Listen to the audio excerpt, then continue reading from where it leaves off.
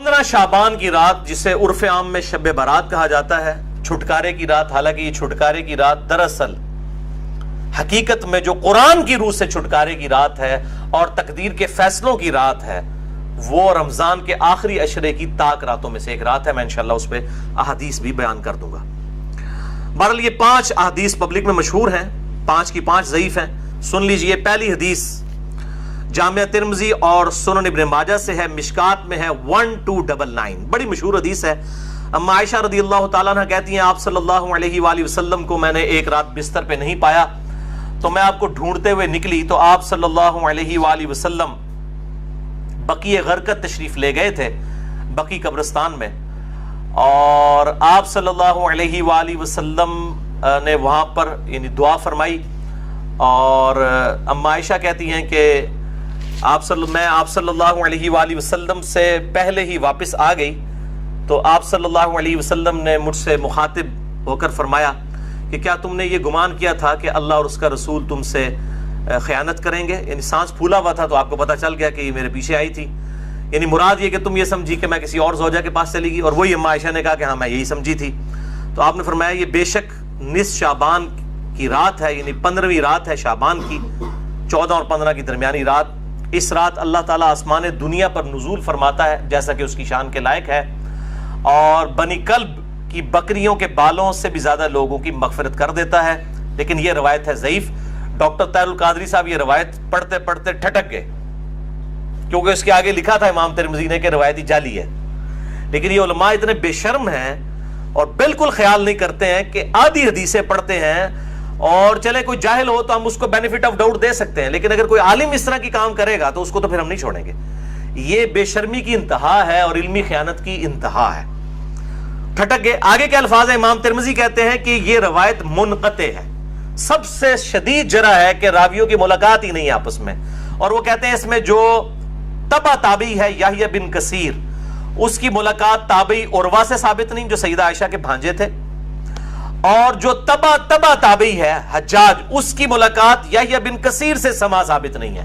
اور پھر ساتھ امام ترمذی نے لکھا کہ میں نے اپنے استاد امام بخاری رحمہ اللہ تعالی، جنہوں نے صحیح بخاری لکھی ہے، ان سے جب اس حدیث کے بارے میں پوچھا تو انہوں نے بھی کہا یہ حدیث صحیح نہیں ہے، یہ حدیث ضعیف ہے، اور یہ سارے سکم انہوں نے بتائے۔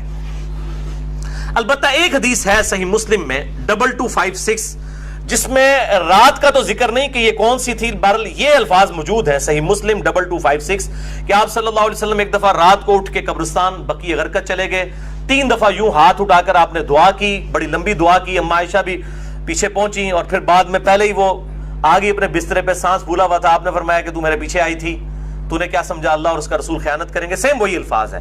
پھر آپ نے فرمایا کہ جب تم سوئی ہوئی تھی، لیٹی ہوئی تھی، میں نے گمان کیا کہ تم سو گئی ہو، میرے پاس جبرائیل آئے تھے، انہوں نے مجھے اللہ کا پیغام دیا کہ جا کر بقیع غرقد میں جو دفن ہے مسلمان ان کے لیے دعائے مغفرت کریں، تو میں ان کی دعائے مغفرت کے لیے بقیع غرقد قبرستان میں آیا اور 3 دفعہ ہاتھ اٹھا کے دعا کی۔ اس سے یہ بھی بات پتہ چلی کہ بعض جو سلفی علماء کا یہ موقف ہے کہ قبر کے سامنے ہاتھ اٹھا کے دعا نہیں کر سکتے، وہ بالکل باطل ہے۔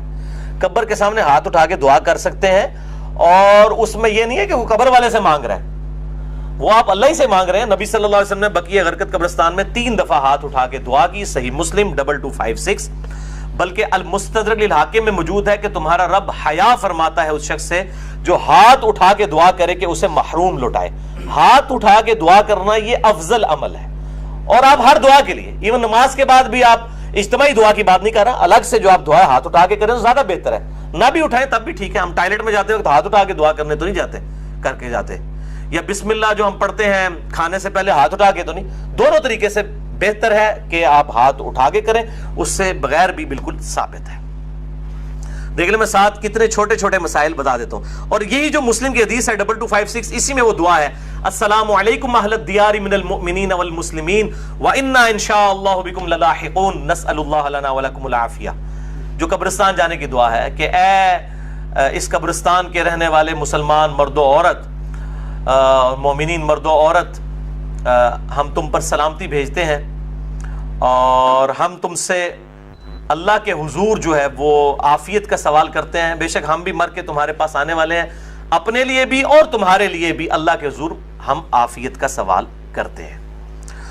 دوسری حدیث شعب الایمان امام بیہقی کی کتاب میں ہے 1305، مشکات کے اندر اس کا نمبر ہے، اور یہ ویسے پرائمری کتاب ہے امام بیہقی کی شعب الایمان۔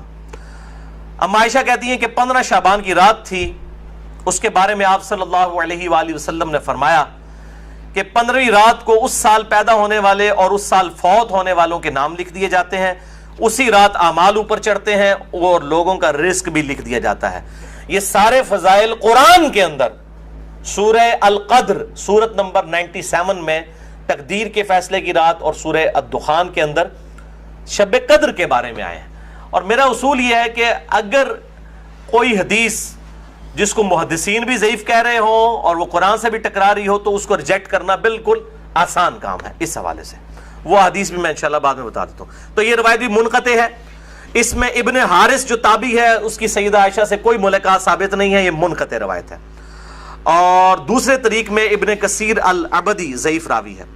البتہ جو شعبان میں اعمال اللہ کے حضور چڑھائے جاتے ہیں وہ حدیث ٹھیک ہے، سنن نسائی 2359 جو ہم آلریڈی ڈسکس کر چکے ہیں۔ تیسری حدیث سنن ابن ماجہ سے ہے 1306، مشکات کے اندر اس کا نمبر ہے، اور اس حدیث کو وہ ضعیف جمع ضعیف برابر ہے حسن کا فارمولہ لگا کے شیخ البانی نے صحیح کہا ہوا ہے۔ اور اس میں مجھے ایک لطیفہ بھی ضمناً یاد آ گیا، آج سے کئی سال پہلے اسلام آباد میں ایک اہل حدیث عالم جو ہے وہ بریلویوں پہ گرج رہے تھے، یہ بدعت ہے اس رات میں عبادت کرنا، کوئی ثابت نہیں، کوئی حدیث نہیں۔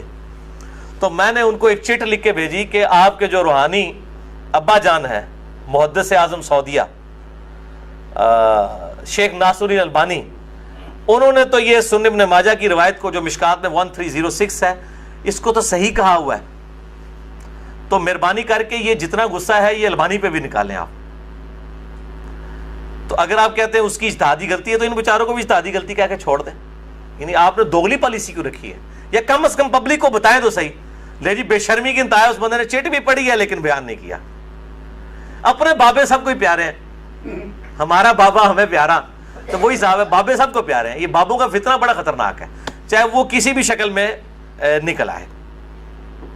تو یہ مجھے ضمناً بات یاد آ گئی اسی حدیث کے حوالے سے۔ ابو موسیٰ اشعری رضی اللہ تعالیٰ عنہ کہتے ہیں کہ نبی صلی اللہ علیہ وسلم نے فرمایا، بے شک اللہ تعالیٰ شعبان کی 15ویں رات اپنے بندوں پر خصوصی توجہ فرماتا ہے اور تمام مخلوق کو بخش دیتا ہے سوائے نمبر 1 مشرک کے اور نمبر 2 کینہ رکھنے والے کے۔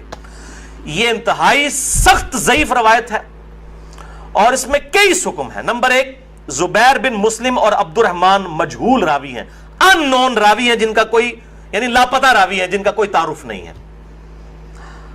دوسرا ابن لہیہ اور ولید بن مسلم، یہ دونوں مدلس ہیں اور عام سے روایت کر رہے ہیں اور سما کی تصریح کوئی نہیں ہے۔ اور شیخ زبیر صاحب نے مشکات 1306 کے فٹ نوٹ پہ لکھا کہ اس کی جو سند ہے یہ ظلمات میں ڈوبی ہوئی ہے، یعنی کسی صورت ہی حسن درجے تک نہیں پہنچتی ہے، یہ تو ضعیف میں بھی سخت ترین ضعیف روایت ہے۔ اور اس میں پھر اب وہ 11,000 وولٹ والی روایت یہاں پہ بیان کر دوں جو کہتے ہیں ہم صحیح اور ضعیف کا فرق نہیں کرتے، اور میری مجبوری ہے، اس کے بغیر یہ دماغ میں ڈرل نہیں ہوتا یہ روایت میں بیان نہ کروں۔ تو مشکات میں ہے 4902 مسند احمد اور امام بخاری کی الادب المفرد کے حوالے سے۔ امام بخاری کی بھی ساری حدیثیں صحیح نہیں ہیں، صرف صحیح بخاری کی روایتیں صحیح ہیں، الادب المفرد میں یہ ضعیف روایت ہے۔ اور اگر ہم وہ ڈاکٹر طارق قاضی صاحب کہتے ہیں ہم امام حنیفہ کے مقلد ہیں، آپ بخاری کے مقلد ہیں، اگر ہم بخاری کے مقلد ہو تو اس روایت کو صحیح مانیں۔ مشکات میں 4902 ہے کہ جو شخص اپنے جہلی نسب پر فخر کرے تو اس کو پھر تم کہو کہ تم اپنے جہلی نسب پہ فخر کرتے ہو، اسے کہو کہ اپنے باپ کی شرمگاہ کاٹ کے اپنے منہ میں رکھ لے، نعوذ باللہ من ذالک۔ اور یہ بات اس سے کنایے سے نہ کرو، ڈائریکٹ کرو۔ اتنی بےہودہ بات آپ صلی اللہ علیہ وسلم کبھی کہہ سکتے ہیں؟ وَإِنَّكَ لَعَلَىٰ خُلُقٍ عَظِيمٍ، اخلاق کے بلند ترین درجے پہ فائز۔ اور بخاری اور مسلم کی حدیث کہ آپ صلی اللہ علیہ وآلہ وسلم میں کنواری لڑکیوں سے زیادہ شرم و حیا تھی، وہ اس قسم کی بات کر سکتے تھے؟ اس میں بھی یہی حکم ہے، اس میں حسن بصری مدلس ہیں اور ان سے روایت کر رہے ہیں، اور صحیح مسلم کے مقدمے میں موجود ہے کہ مدلس کی ان والی روایت سما کی تصریح کے بغیر ضعیف ہوگی۔ مسئلہ نمبر 36 میرا سن لیں، ضعیف الاسناد اور من گھڑت احادیث کے فتنے کا تحقیقی جائزہ، جسے شوق ہو تو یہ میں نے الزامی جواب پھکی کے طور پہ یہ اینٹی وانم دیا تھا، یہ والی روایت۔ چوتھی حدیث مسند احمد سے ہے، مشکات میں ہے 1307، عبداللہ ابن عمر بن عاص سیم الفاظ ہیں وہی کہ 15ویں رات کو سب کی مغفرت ہو جاتی ہے، لیکن اس میں الفاظ ہیں سوائے خودکشی کرنے والے کے اور کینہ رکھنے والے کے. لیکن اس میں ابن لہیہ جو ہے وہ مدلس اس میں تو نہیں ہے، ویسے وہ مدلس راوی ہیں، لیکن اس میں ان کی یہ روایت اختلاط کے بعد کی ہے، یعنی جب ان کا حافظہ بگڑ گیا تھا. یہ امام حاکم نے المستدرک الحاکم میں کئی روایتوں کو بخاری مسلم کی شرط پہ صحیح کہا ہے، اور بات بھی صحیح ہے کہ بخاری اور مسلم کے راویوں سے وہ حدیثیں ہیں، لیکن ان میں کئی راوی ایسے ہیں، کئی صحابہ بھی ایسے ہیں کہ وفات سے پہلے وہ اپنی حدیثوں کو مکس کر جاتے تھے، حافظہ کمزور پڑ گیا. تو اگر راوی ثقہ ہو بعد میں اس کا حافظہ بگڑ جائے تو اس کے حافظہ بگڑنے سے پہلی والی روایتیں جو ہوں گی وہ صحیح ہوں گی، بعد والی ضعیف ہوں گی. یہ بعد والی ہے کیوں؟ جو راوی ان سے یہ روایت بیان کر رہا ہے اس کی ملاقات ان کا حافظہ بگڑنے کے بعد ہوئی ہے، وہ پہلے کا راوی نہیں ہے. اسی وجہ سے امام حاکم کی کئی روایتیں جن کو وہ بخاری اور مسلم کی شرط پہ صحیح کہتے ہیں وہ ضعیف ہو جاتی ہیں. یہ میں آپ کو ٹیکنیکل پوائنٹ بتا رہا ہوں. وہ حضرت آدم کی توبہ قبول ہونے والا جو واقعہ ہے نبی صلی اللہ علیہ وآلہ وسلم کے وسیلے سے، مسئلہ نمبر 43 میں بھی میں نے بتایا ہے، وہ روایت جو ہے وہ امام حاکم نے تو بخاری مسلم کی شرط پہ صحیح کہا ہے، لیکن وہ روایت تو ضعیف ہے اور سخت ضعیف روایت ہے. تو یہ چیزیں خیال رکھی جائیں. اور یہاں پہ میں ایک ضمناً اور بات بھی عرض کر دوں کہ یہ اہل تشیع کے ہاں بھی شعبانیہ منایا جاتا ہے 15 شعبان کی رات کو. وہ شب برات نہیں منا رہے ہوتے ہیں، وہ امام محمد بن حسن عسکری کا یوم ولادت مناتے ہیں. ان کے ہاں بھی یہ کانسیپٹ نہیں ہے شب برات والا، لیکن وہ ہمارے بریلوی بھائی خوش ہو رہے ہوتے ہیں کہ انہوں نے بھی لائٹنگ کی ہوئی ہے، ہم نے بھی کی ہے، تے سنی شیعہ دا اجماع بنا لیندے نے. دیکھو اجماع کوئی نہیں ہے، وہ اپنے چکر چ ہوندے ہیں، تسی اپنے چکر چ ہوندے ہو. ٹھیک ہے، اسی اپنے چکر چ اسی اپنی آخرت دی فکر چ.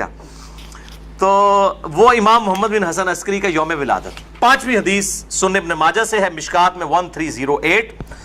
مولا علی رضی اللہ تعالیٰ عنہ علیہ السلام سے ہے کہ جب شعبان کی 15ویں رات ہو تو آپ صلی اللہ علیہ وسلم نے فرمایا دن کا قیام کرو، رات کا قیام کرو، دن کا روزہ رکھو. اب دن کا روزہ الگ سے صحیح مسلم وہ 27 جو 45 نمبر حدیث تھی اس سے ثابت ہے، اس کی وجہ سے میں نہیں، وہ الگ سے، کیونکہ غروب آفتاب سے طلوع فجر تک آسمان دنیا پر اللہ تعالیٰ نزول فرماتا ہے اور کہتا ہے کوئی مغفرت کا طالب کہ میں اسے بخش دوں، ہے کوئی رزق مانگنے والا کہ میں اسے عطا کروں، ہے کوئی عافیت چاہنے والا کہ اسے عافیت دوں. اور یہ سلسلہ طلوع فجر تک حتی مطلع الفجر، وہ جو سورہ قدر میں شب قدر کے بارے میں آتا ہے، یہ وہی الفاظ ہیں. یہ روزانہ ہوتا ہے، تہائی رات آخری جب رہ جاتی ہے. بخاری مسلم کے حوالے سے میں حدیث بیان کر چکا ہوں. تو 15 شعبان کا روزہ جو ہے وہ معاملہ بالکل الگ ہے. اس حوالے سے اور کئی روایتیں ہیں. شیخ زبیر علی زئی رحمہ اللہ تعالیٰ نے ایک پورا مضمون لکھا تھا جو مقالات کی پہلی جلد کے اندر وہ مضمون موجود ہے، جسے شوق ہے تو وہ پڑھ سکتا ہے. 14-15 صفحوں کا مضمون ہے جس میں انہوں نے یہ ساری بحثیں اس کی ضعیف روایتوں کے حوالے سے کی ہیں، اور انہوں نے ہی ایک صحیح قول بھی ایک تابعی کا لکھا. لیکن چونکہ تابعی کا قول مقطوع ہوتا ہے اور تابعی اگر کوئی غیب کی بات کرے گا تو وہ ضروری نہیں کسی صحابی سے سنی ہو، وہ کسی دوسرے تابعی سے بھی سن سکتا ہے. صحابی کی غیبی خبر جو ہے نا بیان کی ہوئی وہ امپلائڈ ہے کہ نبی صلی اللہ علیہ وآلہ وسلم سے سنی ہے. صحابی کی جو مرسل ہے وہ ایکسیپٹیبل ہے، اسے ہم موقوف روایت کہتے ہیں. تابعی کی مرسل ایکسیپٹیبل نہیں، اس کو ہم مقطوع کہتے ہیں. یہ غیبی خبر سے متعلق ہے، لیکن یہ تابعی تک قول ثابت ہے. اس کا مطلب یہ ہوا کہ اس زمانے میں بھی یہ مسئلہ موجود تھا. مکحول تابعی ہیں شام کے، یہ مشہور تابعی ہیں، اور ان کے بارے میں مشہور ہے کہ اکثر مرسل روایتیں چھوٹے ہوئے واسطوں والی بیان کرتے تھے. شعب الایمان امام بیہقی کی کتاب میں انٹرنیشنل نمبر کے مطابق 3671 نمبر یہ روایت ہے. وہ کہتے ہیں کہ 15ویں شعبان کو اللہ تعالیٰ زمین والوں کی طرف متوجہ ہوتا ہے 15ویں شعبان کی رات کو، اور کافر اور کینہ رکھنے والے کے سوا سب کو بخش دیتا ہے. اب یہ روایتیں اتنی زیادہ ہیں کہ اس کی وجہ سے بعض اہل حدیث علماء کا بھی یہ موقف ہے کہ کچھ نہ کچھ اس کی اصل موجود ہے. اکثر تو نہیں مانتے لیکن کچھ اہل حدیث علماء بھی مانتے ہیں، اور دیوبند بریلوی تو ویسے ہی مانتے ہیں. اور میرا موقف شروع سے جو تھا وہی ہے کہ میں ہمیشہ فتویٰ نہیں لگاتا، خود کرتا نہیں ہوں، کسی پہ فتویٰ نہیں لگاتا. میرا مسئلہ نمبر 44 پرانا بھی سن لیں اور اب یہ نیا بھی آج ریکارڈ ہو رہا ہے. میرا موقف وہی تھا 5 سال پہلے بھی، اور باقی میں خود کیوں نہیں کرتا، جب تک کوئی چیز اتھینٹیکیٹ نہ ہو جائے تو نہیں کرنی چاہیے. یہ اکثر کہتے ہیں نیکی کا کام ہے، خیر ہے کرنے دو جی. لوگ سال کے بعد اگر کوئی نکلی ہے عبادت کے لیے، تو میرے بھائی سال کے بعد لوگ عید کی نماز کے لیے نکلتے ہیں، تو آپ عید کی اذان کیوں نہیں دیتے ہیں لوگوں کو بلانے کے لیے؟ نہیں جی ثابت نہیں ہے. تو کیا ثابت نہ ہوئی تو کیا ہوا, گناہ کا کام تو نہیں ہے, دے دیا کریں ایگزام. سال بعد لوگوں نے عید پڑھنے کے لیے نکلنا ہوتا ہے. پکیجے الزامی جواب, اینٹی وینم, لاجیکل آنسر. تو کہیں گے نہیں جی ثابت نہیں. بھئی آپ کا تو فارمولا تھا ثابت ہو یا نہ ہو, نیکی کا کام ہے تو کر لیں. تو عید کی اذان دے دیں, جنازے کی اذان دے دیں, کیوں نہیں دیتے؟ کہتے ہیں جی نبی صلی اللہ علیہ وآلہ وسلم سے ثابت نہیں. ہم بھی یہی کہہ رہے ہیں. اور پھر اس حدیث کو بھی یاد کر لیں جو صحیح مسلم میں 2684 اور مشکات میں 2052 ہے کہ آپ صلی اللہ علیہ وآلہ وسلم نے جمعے کے دن کو اور جمعے کی رات یعنی شب جمعہ کو قیام کے لیے مخصوص کر لینا, یعنی میں نے صرف یہ اسی میں ہی قیام کرنا ہے, اس سے منع فرمایا ہے. اور الا یہ کہ کسی کے روزے پہلے سے چلتے آ رہے ہوں یا کوئی پرٹیکولر روزہ آ جائے, جس طرح 10 محرم کا روزہ آ گیا یا یوم عرفہ کا, وہ رکھ سکتا ہے, اس کے علاوہ نہیں. اور بیسیکلی مقصد تھا مخالفت یہود و نصارہ کی. یہودیوں نے ہفتے کے دن کو مخصوص کیا اور عیسائیوں نے اتوار کو, تو کہیں مسلمان جمعہ ہی نہ پھاڑ لین خالی, اور پھر بھی مسلمان بعض نہیں ہے انہوں نے جمعہ پھاڑ لیا ہے, خیال ہونا پھر بھی کوئی نہیں کیا. وَلِعَوْذُ بِاللَّهِ کلمہ ہر کوئی پڑھدا